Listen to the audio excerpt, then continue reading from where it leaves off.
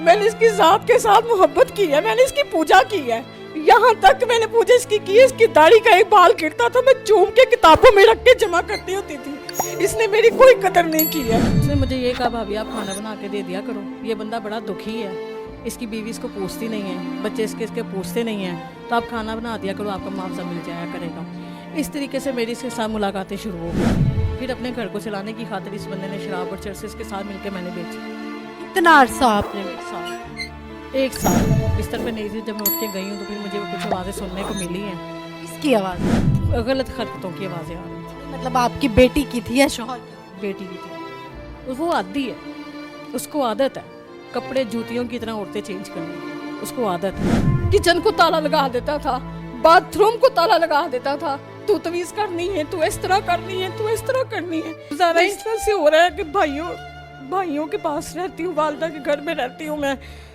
मुझे ये बताएं एसएचओ साहब जो आपके शौहर थे, आपकी कैसे मुलाकात हुई उनसे? मेरी मुलाकात ऐसी हुई थी कि मैं जहाँ मेरी पहले शादी हुई थी उस शौहर के मामलात ऐसे थे, यानी कि वो नशा करता था। इसका खाना वगैरह बनाने के लिए मेरे पास इसका ड्राइवर आया था, ठीक है।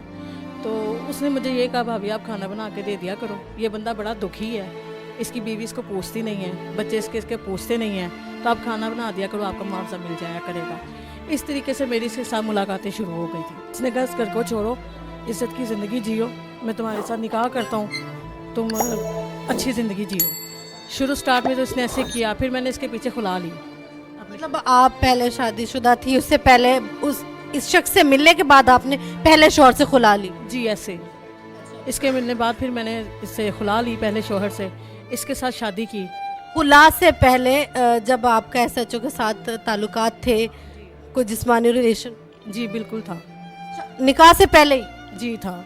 उसके बाद ये था कि निकाह करने के बाद अपनी लाइफ शुरू हो गई, बस दरमियान में कुछ मामलात ऐसे हो गए, ये ऑन ड्यूटी थे उधर फिरोज़वाला CI में, वहाँ पर इनके ऊपर कत्ल का पर्चा हुआ, तफ्तीश के दौरान बंदा मर गया। उसी सिलसिले में यानी कि हम घर से दरबदर हुए। फिर अपने घर को चलाने की खातिर इस बंदे ने शराब और चरस के साथ मिलकर मैंने बेची। कितना अरसा आपने? एक साल। मेरा मतलब यही, किसी ने आप लोगों को रोका नहीं? नहीं रोका तो जाहिर बात है, वो खुद पुलिस वाला था, उसको सारा पता था कैसा मामला कहाँ हैंडल करना है, क्या किस तरह क्या करना है, वो खुद हैंडल करना जानता था। लेकिन मैंने तो उसका साथ इसलिए दिया था ना कि मेरा घर बसा रहे, मेरा घर चलता रहे, मेरा घर बसा रहे। लेकिन इतनी कुर्बानियों के बावजूद भी उस बंदे ने मेरा कुछ नहीं देखा, उसने मेरा कुछ भी नहीं सोचा। आपने बताया कि आपकी बेटियों के साथ भी वो करता रहा है गलत कार्य? जी कितना अरसा? तकरीबन जब तक मैं उधर रही हूँ। आपको कैसे पता चला? मुझे ऐसे पता चला, एक रात में आँख खुली है मेरी, मैंने जब देखा तो ये बिस्तर पे नहीं थे, जब मैं उठ के गई हूँ तो फिर मुझे कुछ आवाज़ें सुनने को मिली हैं। किसकी आवाज़? गलत हरकतों की आवाज़ें आ रही थी। मतलब आपकी बेटी की थी या शौहर की? बेटी की थी।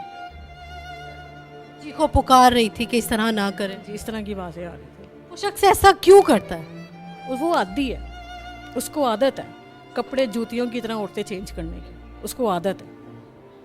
अब तक वो कितनी शादियां कर चुकी? मेरे हिसाब से तो जो अब ओपन हुई हैं, डिवोर्स के बाद एक ओपन हुई है, ठीक है। मेरी नज़र में यही था कि मैं इसकी दूसरी बीवी हूँ, लेकिन मैं इसकी दूसरी बीवी नहीं हूँ, मैं इसकी चौथी बीवी थी। अब इसने 5वीं शादी रचाई है और हर बंदे को यही दुखड़ा सुनाता है, मैं बड़ा परेशान हाँ, मैं बड़ा बीमार हाँ, मैंने बीमारियाँ ने मैंने कोई बुढ़ी संभाल दी नहीं की, मेरा शादी करो। इस तरह के झांसों में ला के औरतों के साथ शादी ये करता है। शुरू में अच्छे रिलेशन रखता है, बाद में उनको ऐसे फेंकता है जैसे टिश्यू को यूज़ किया और फेंक दिया। के साथ मेरे मामला इस वजह से ख़राब हुए थे कि इनके रिलेशन जो थे ना, जब मैं इनका कोई रिलेशन पकड़ लेती थी ना, उस वजह से घर में झगड़ा होता था। ये मारते थे, मैं बोलती थी, क्योंकि कोई औरत जो होती है ना बर्दाश्त नहीं ये चीज़ को करती, हर चीज़ को बर्दाश्त कर लेती है, ये चीज़ बर्दाश्त नहीं करती औरतों वाली। जब इनको पकड़ लिया, मुझे मारना पीटा, ये मुझे धमकियाँ भी देता था, मैं उन तलाक दे रही है, तू मैनू ओपन करनी है, तू मैंने जलील करनी है, मैं तेन तलाक दे। और उसने वही काम कर दिखाया। यहाँ तक ये करता था कि मेरा खाना पीना बंद कर देता था, किचन को ताला लगा देता था, बाथरूम को ताला लगा देता था, तू तमीज करनी है, तू इस तरह करनी है, तू इस तरह करनी है। ज़रा इस तरह से हो रहा है कि भाइयों के पास रहती हूँ, वालदा के घर में रहती हूँ मैं, भाई करते हैं, लेकिन ये कोई जिंदगी नहीं है, ये कोई जिंदगी नहीं है। उससे मांग, ये कोई जिंदगी नहीं है। इसने तलाक देते हुए कुछ नहीं सोचा कि इसका दूसरी बार घर खराब हो रहा है, ये कैसे जिएगी। यहाँ तक कि मेरे अपने सगे मुझे इस चीज का ताना मारते हैं, मुझे इतना जलील किया जाता है। मैं जहाँ जाती हूँ, जहाँ फरियाद लेके जाती हूँ, जहाँ इसके तल्लक वाले लोगों के पास जाती हूँ अपनी फरियाद लेके, उनसे ये कहती हूँ कि खुदा का वास्ता मेरा कोई महीना लगवा दो, मेरा कुछ कर दो, ताकि मैं अपने भाइयों वाले घरों से निकल के तुम एक साइड पे होके अपनी जिंदगी जी सकूं। मेरे घर वाले कहते हैं हम तुम्हारी शादी करते थे, कितनी देर, पता नहीं कितनी तुम्हारी उम्र है, कितनी नहीं है, शादी कर, लेकिन मेरा नहीं दिल मानता, क्योंकि मैंने इस बंदे को पसंद किया है, मैंने इसकी जात के साथ मोहब्बत की है, मैंने इसकी पूजा की है। यहाँ तक मैंने पूजा इसकी की है, इसकी दाढ़ी का एक बाल गिरता था, मैं चूम के किताबों में रख के जमा करती होती थी। इसने मेरी कोई कदर नहीं की है, इसने बिल्कुल मेरी कोई कदर नहीं की है। इसने तलाक देते वक्त कुछ भी नहीं सोचा।